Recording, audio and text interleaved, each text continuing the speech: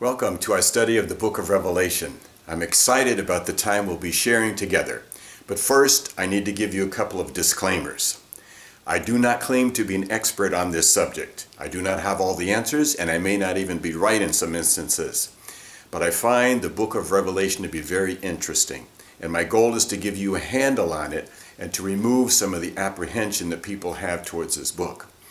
Please realize, too, that in the short amount of time we will be taking, we will not be able to do an in-depth study of Revelation. There's a lot of fascinating material in there, but we won't be able to cover it all in detail. So please take the time to read the assigned chapters on your own before we talk about it together, because that's the way you will get the most out of it. All right, let's get started.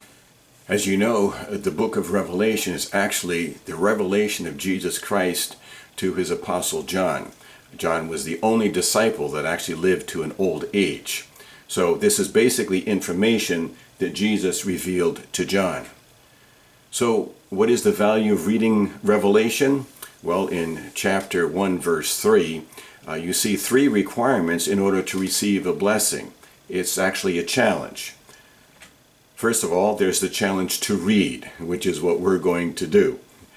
Secondly, we have the challenge to hear. Now this includes the idea of understanding. Notice, by the way, even if you can't read it, as long as you hear it, you can get the blessing that comes from it. And then the third part is to take to heart what you have read. The Message says to keep it. We also have other versions saying to heed it, obey it, pay attention to it. In other words, apply it. Let it make a difference. And that is why it is a blessing to those who read.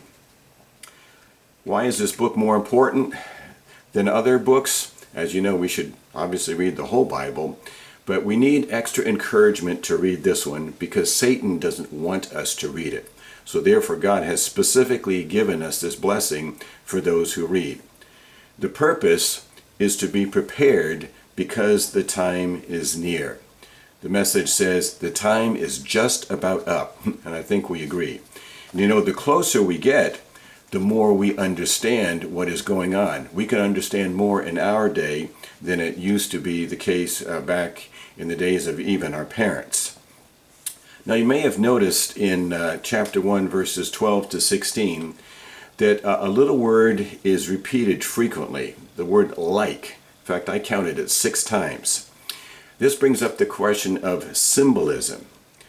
Symbolism is defined as the use of symbols to represent ideas or qualities. So this brings up the question, does Revelation contain symbolism? Yes, it does. Is Revelation completely symbolic? No, it is not.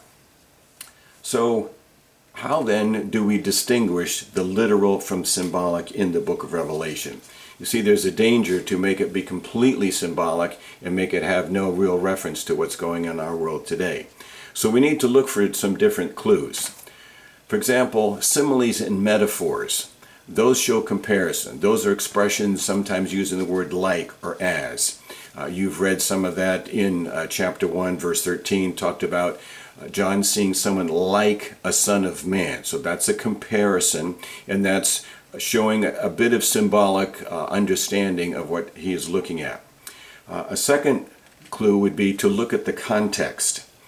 In chapter 1 verse 12 it mentioned the golden lampstands, and then later on in verse 20 it explains that the lampstands are the 7 churches. So that makes it very clear that the lampstands are symbolic in that situation. A general principle to keep in mind is to choose the literal understanding unless it is obviously otherwise.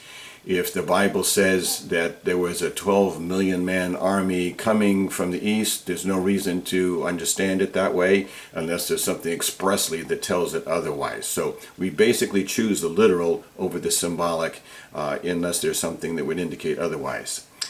We do need to be aware sometimes the literal may also have a symbolic application.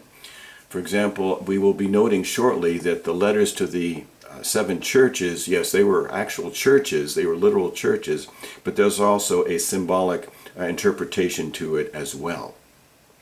Now in chapter 1 verse 19, there are three things that John is told to write about, and this actually makes up an outline of the book of Revelation.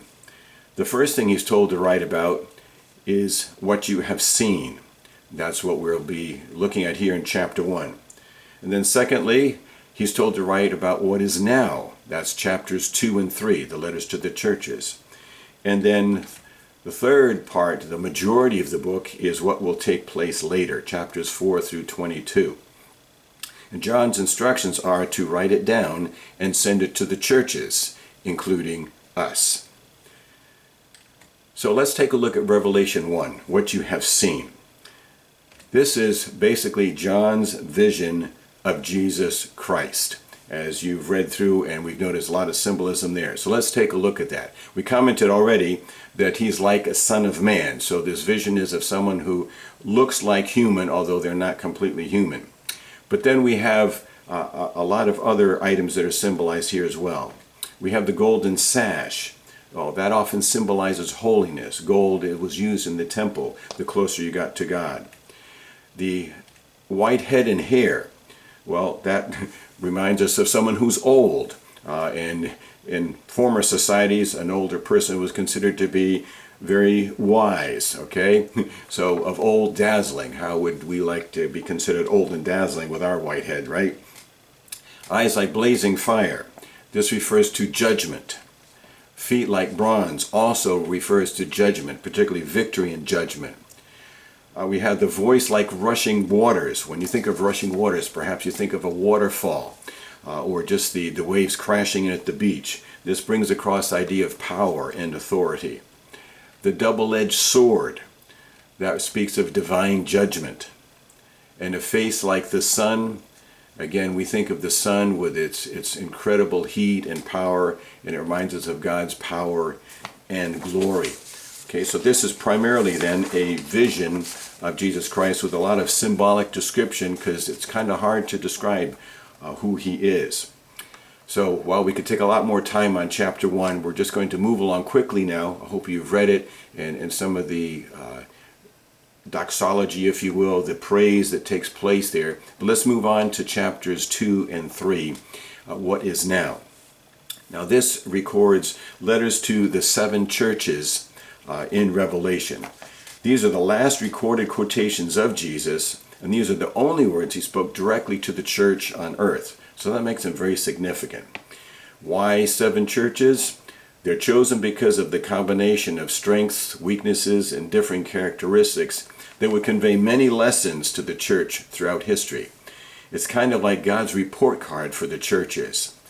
And there's a common format to each of these letters. There's a description of Jesus' character, a compliment, a criticism, correction, and challenge. Now, most of the 7 letters contain a criticism and a compliment. So let's take a look at each of them just quickly and gain a general feel for them. First church we have is Ephesus in verses 1 through 7 of chapter 2. The compliment, Jesus tells them, I know your deeds. He compliments for their hard work. They're not weary in well-doing. They've persevered in spite of external pressure. They're intolerant of false teaching. In other words, they were doctrinally competent and they were faithful. His criticism for them is that they've forsaken their first love. Their spiritual life, unfortunately, has become a dry routine. Their organization is functioning smoothly, but it's not from the heart. It's kind of like a mom who cooks and cleans, but doesn't love her family. Smyrna, Revelation 2, 8 through 11. Compliment in the beginning part of verse 9, he says, I know your afflictions and poverty. Jesus is aware of what's going on in their lives. There's a lot of persecution taking place. And he says, yet you are rich. They're spiritually rich because of their faithful service. Interesting. Criticism, none. A biblical scholar has commented this: a church or individual suffering for their faith is usually more devout and faithful than an untested, comfortable believer. Interesting thought. The church at Pergamum. The compliment: Jesus tells them, I know where you live. In fact, he describes it as Satan's throne. He understands their pressure once again. Yet you remain true, he tells them. They're loyal to their confession of faith in Jesus Christ. They are remaining true despite their environment. The criticism in verses 14 and 15, they're tolerating false teachers. They are unfortunately allowing some of these false teachers to infiltrate what's going on in their church, and so he criticizes them for that. They found it difficult to break with their old way of life completely, even though they were strong against the persecution. The next church is Thyatira in chapter 2, verses 18 through 29. There's a compliment in verse 19 for them. He tells them that their works, love, faith, service, and perseverance are evidence of their deep devotion, and they are doing more than at first. They're doing even more than before. They are a growing church. The criticism is, once again, they're tolerating false teachers. Basically, they're committing spiritual adultery, if you will. And he gives them one of the most severe warnings that we find here. In verse 23, he says, I will give you what you deserve. That sounds pretty dangerous to me. Sardis, Revelation chapter 3. The first one in that chapter, verses 1 through 6. In verse 4, Jesus tells them that a few have stayed clean or been faithful. You know what? God doesn't lose the faithful, even in the crowd, if you will, of the unfaithful. Do notice, however, the only positive one in this particular church letter comes after the criticism. Apparently, it's hard to find something good for this church.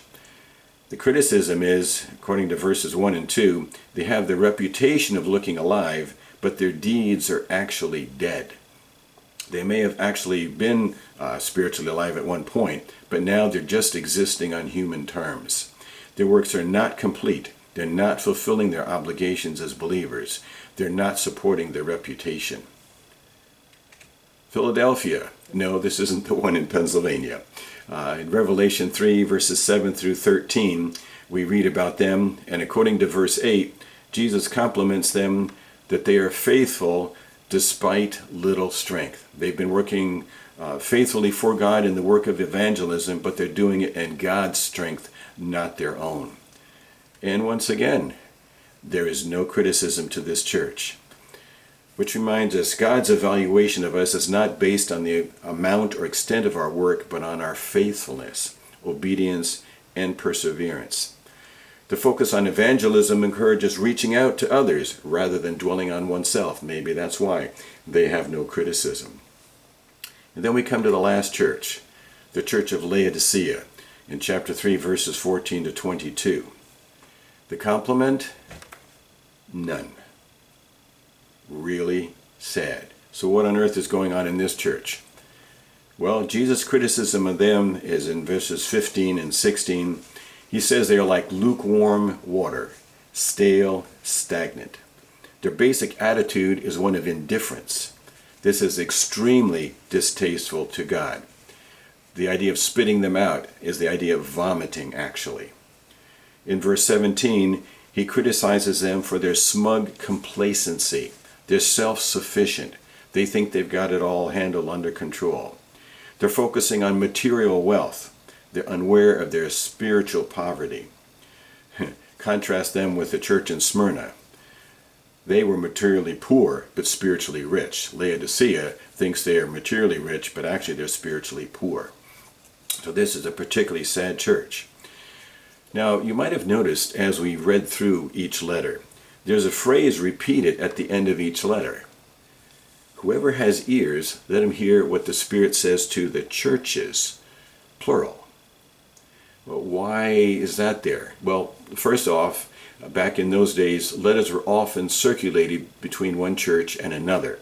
So, yeah, the letter to Laodicea could be read by the other churches and warn them about the problems that they were having. But there's another concept as well. Take a look at this map of the 7 churches. If you look carefully on the map, you should be able to find all 7 listed. And if we connect them, you notice that it is a triangular shape. So a couple of things we can get out of that. First off, a triangle, notice we can have a complete circuit of here, especially if those churches were circulated from one to the other.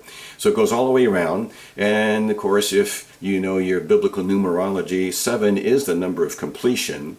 So that's interesting to note as well. We start to get the feeling that there is something symbolic about these churches, as well as the literal part, like we said earlier. These were literal 7 churches. But just looking at the map, there were a lot of other places that Jesus could have written letters to. A lot of areas that Paul had visited and so forth. Why these 7 churches? Well, we did say that the churches were chosen by God's design. And biblical scholars have suggested that actually, when you look closely at the description of these 7 churches, it shows the changing condition of the Christian church throughout history. And only now are we really realizing the parallels. Let's take a look. In Ephesus, that's characteristic of the early church. Smyrna, we have the era of great persecution. Pergamon is when the church merged with the state under Constantine. Thyatira, we refer to the Middle Ages. Sardis, we have the Reformation era, and that's where the religious system was alive but not well.